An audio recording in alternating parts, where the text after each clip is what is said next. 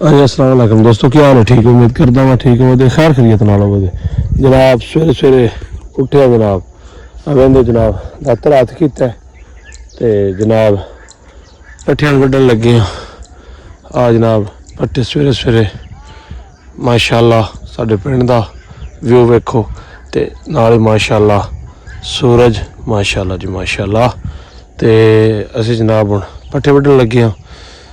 सकाई का जनाब नवा व्लॉग जोड़ा शुरू करिए। तो पट्ठे वड्डना जनाब बड़ा औखा काम है सवेरे सवेरे जनाब।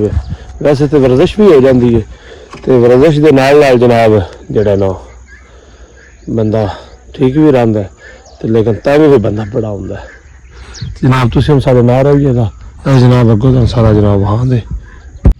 हाँ जी असो जनाब पट्ठे वड़ लैन आवेंदे जनाब। पट्ठे जनाब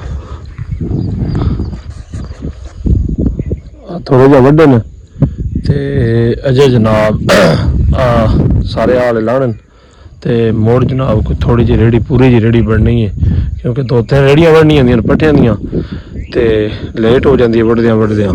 इस वास्ते सुबह सुबह फिर माशाअल्लाह वहंदे हो पिंड दा। फिर दोबारा तो माशाअल्लाह सूरज भी जरा निकलिया है इन्हां दरख्तां दे पिछली साइड ते दातर दा भी जनाब अपना ही नज़ारा है सुबह सुबह।